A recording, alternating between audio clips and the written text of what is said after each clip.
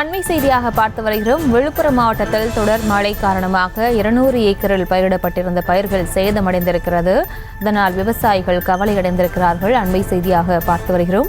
விழுப்புரம் மாவட்டம் திருவனைநல்லூர் அருகே தொடர் மழை காரணமாக 200 ஏக்கரில் பயிரிடப்பட்டு அறுவடைக்கு தயாராக இருந்த நெல் மற்றும் மணிலா பயிர்கள் நீரில் மூழ்கி சேதமானதால் விவசாயிகள் வேதனை அடைந்திருக்கிறார்கள். மேலும் விவரங்களோடு இணைகிறார் செய்தியாளர் ஜனார்த்தனன். வணக்கம். மேலும் விவரம். வணக்கம் பிரியங்கா. விழுப்புரம் மாவட்டத்தில் பெய்து வரும் தொடர் மழை காரணமாக பல்வேறு பகுதிகளில் 200 ஏக்கர் விவசாய நிலங்கள் கடுமையாக பாதிக்கப்பட்டு நீரில் மூழ்கிய சம்பவம் பெரும் விவசாயிகள் மத்தியில் சோகத்தை ஏற்படுத்தியுள்ளது. விழுப்புரம் மாவட்டத்தில் கடந்த சில தினங்களாக அதிக அளவு மழை பெய்து வருகிறது.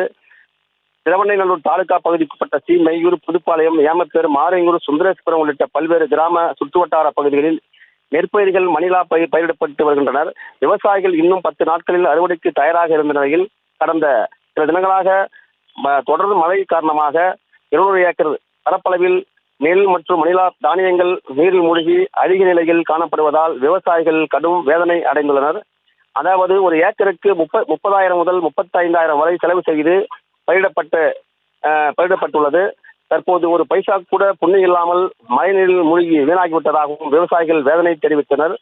விவசாயிகள் நலன் கருதி உரிய இழப்பீடு வழங்குமாறு விவசாயிகள் தரப்பில் கோரிக்கை விடுத்துள்ளனர். பிரியங்கா,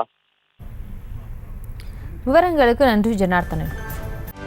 செய்திகளை உடனுக்குடனும் துல்லியமாகவும் தெரிந்து கொள்ள சப்ஸ்கிரைப் பண்ணுங்க.